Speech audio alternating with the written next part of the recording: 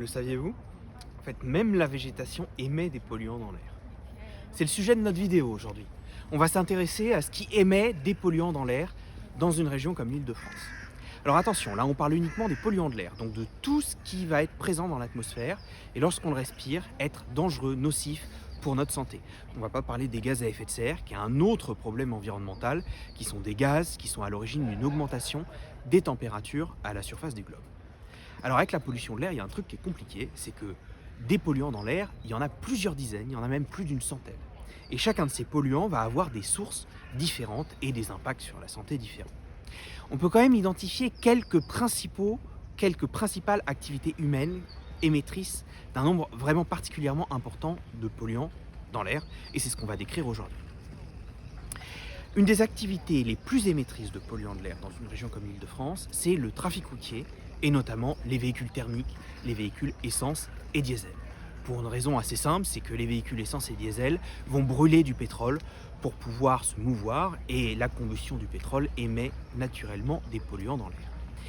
On voit en Île-de-France que les véhicules essence et diesel sont à eux seuls à l'origine de plus de la moitié des émissions d'oxyde d'azote, qui est un polluant de l'air qui est nocif notamment pour les bronches et qui génère ensuite, lorsqu'il est émis, d'autres polluants dans l'air. Mais ce n'est pas tout. Les véhicules, pour le coup l'ensemble des véhicules, vont aussi émettre des particules dans l'atmosphère. Alors les véhicules thermiques, ils émettent des particules à l'échappement de leur moteur, parce que la combustion du pétrole émet des particules dans l'atmosphère. Autant des particules de grande taille que des particules fines et des particules ultra fines de très petite taille. Mais les véhicules sont aussi à l'origine d'une autre source d'émission de particules qui est l'abrasion des freins et l'abrasion des pneus sur la route, qui va aussi émettre des particules dans l'atmosphère. Et ça, pour le coup, ça marche autant avec des véhicules thermiques qu'avec des véhicules électriques. Alors les véhicules, ils émettent d'autres types de polluants gazeux, notamment ils vont émettre du monoxyde de carbone, ils vont émettre du benzène, et ils vont aussi émettre, notamment, c'est le cas des deux roues thermiques, des composés organiques volatiles, qui sont des polluants de l'air qui vont être notamment à l'origine de l'apparition d'épisodes de pollution à l'ozone, quand ils vont se réagir chimiquement avec d'autres polluants dans l'air en présence de forte chaleur et d'un fort ensoleillement. Seconde grande source d'émissions de polluants dans l'air, c'est toutes les activités de chauffage qui sont basées sur la combustion, et notamment le chauffage au gaz, au bois et au fioul. Parmi ces moyens de chauffage, il y en a un qui est peu utilisé mais qui est intrinsèquement très polluant, c'est le chauffage au bois. Le chauffage au bois, ça n'est que 5% de l'énergie utilisée pour le chauffage dans une région comme l'Île-de-France. Et pourtant, à lui seul, le chauffage au bois est à l'origine de la moitié de toutes les émissions de particules fines dans la région. Pourquoi ? Parce que intrinsèquement, la combustion de bois est fortement émettrice de ces particules fines. Alors évidemment, il n'y a pas que le chauffage au bois qui est à l'origine d'émissions de polluants. Le chauffage au gaz notamment, qui est largement utilisé en Île-de-France, émet de l'ordre de 10% des émissions d'oxyde d'azote dans la région. Le chauffage au bois et au fioul va aussi en émettre pour une petite part. Et le chauffage au bois, il émet d'autres pollutions, notamment il va émettre des hydrocarbures aromatiques polycycliques, et il va s'accompagner d'autres émissions de gaz polluants. Dans les activités humaines qui émettent des polluants de l'air en Île-de-France, il y en a 3 autres qui sont, même si de façon un peu moins importante, à l'origine d'émissions de polluants de l'air en quantité non négligeable. Il y a d'abord les activités de chantier. Dès que vous allez utiliser du sable ou du ciment, des matériaux pondéreux, et que vous allez avoir un peu de vent, vous allez émettre des particules dans l'atmosphère. Et ce, avec des impacts non seulement sur les travailleurs sur le chantier, mais aussi pour tous les habitants des zones dans lesquelles ces activités de chantier sont situées. De la même façon, tous les procédés d'abrasion qui vont être mis en place sur des chantiers, notamment la démolition des bâtiments, va générer des particules dans l'atmosphère. C'est ce qui fait que les activités de chantier sont la 3e principale source d'émissions de particules dans la région. On a ensuite les activités agricoles. Les activités agricoles, elles émettent des particules, plutôt des particules de grande taille, du fait des activités de labour, le travail du sol qui va projeter les particules dans l'atmosphère. Mais la particularité des activités agricoles, c'est qu'en plus de ça, les épandages d'engrais, les engrais azotés, vont générer de l'ammoniac dans les sols. Et ensuite, dès qu'on va travailler les sols, cet ammoniac va être émis dans l'atmosphère.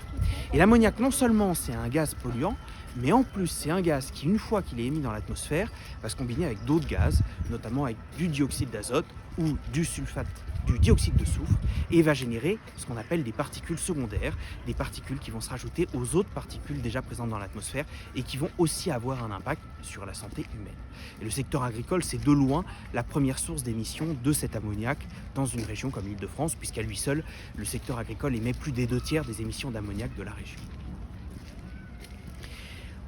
On a ensuite une dernière activité qui émet des polluants de l'air dans des quantités non négligeables, c'est toutes les activités qui ont lieu sur les plateformes aéroportuaires, autant les avions au décollage et à l'atterrissage, mais aussi tout ce qui va être engin de manutention qui circule sur les plateformes aéroportuaires.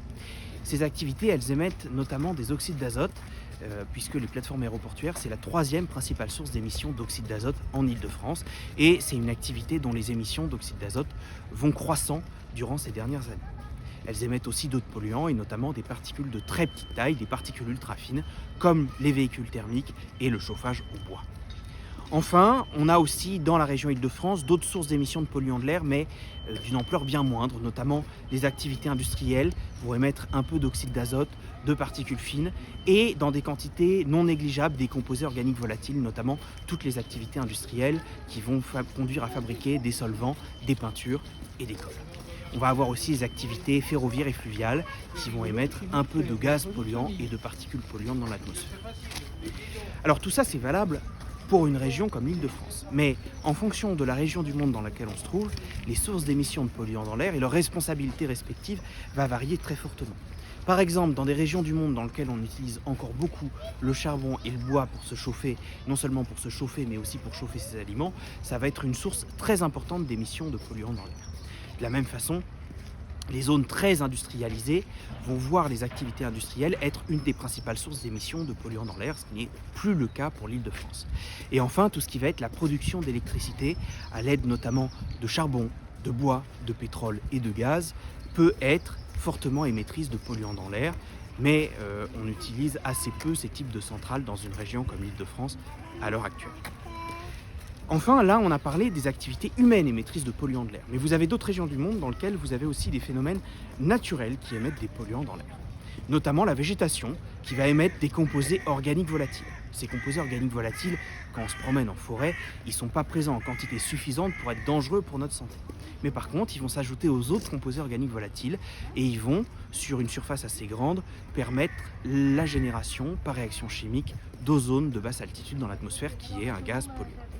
De la même façon, les feux de forêt sont à l'origine d'émissions importantes, bien que ponctuelles, de particules, de dioxyde d'azote et de monoxyde de carbone.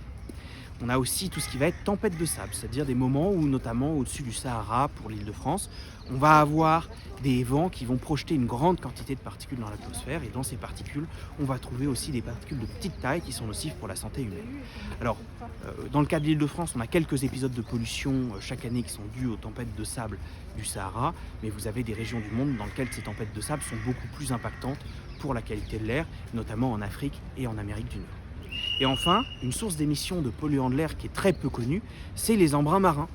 C'est lié au fait qu'au-dessus des eaux, vous avez des cristaux de sel, et lorsque vous avez certaines conditions météorologiques, ces cristaux de sel, ils vont être projetés dans l'atmosphère, ils vont être mis en suspension, et ça va être des nouvelles particules qui vont se rajouter aux autres particules déjà présentes dans l'atmosphère. Ça a un impact qu'en fait on connaît tous sur notamment les bâtiments présents à côté de la mer. On voit que ces bâtiments, leur peinture va s'écailler beaucoup plus vite, ils vont vieillir prématurément, et c'est dû à ces polluants qui sont présents dans l'air. Alors tout ça, ça nous permet de renseigner les gens qui habitent en Île-de-France et aussi les décideurs, les entreprises, sur les activités responsables de l'essentiel des émissions de polluants dans l'air dans chaque commune. On met à disposition ces données, nous, à Airparif, collectivité par collectivité, librement sur notre site internet. Et on fait évoluer cet inventaire régulièrement pour réactualiser les connaissances qu'on a sur les activités à l'origine de la pollution de l'air. Mais ça ne nous donne pas d'informations évidentes sur les niveaux de pollution de l'air qu'on retrouve dans l'atmosphère. Il faut bien différencier les émissions et les concentrations. Les émissions, c'est très concrètement ce qui sort de la cheminée ou du pot d'échappement. La concentration des polluants dans l'air, par contre, c'est ce qu'on respire dans l'atmosphère. Et la concentration d'un polluant dans l'air, elle dépend notamment de ce qu'on va émettre dans l'atmosphère, mais elle dépend aussi fortement et de la météo et de réactions chimiques qui peuvent survenir dans l'atmosphère, et aussi des imports et des exports de pollution de l'air avec des régions voisines. Mais ça, on en parlera dans une prochaine vidéo.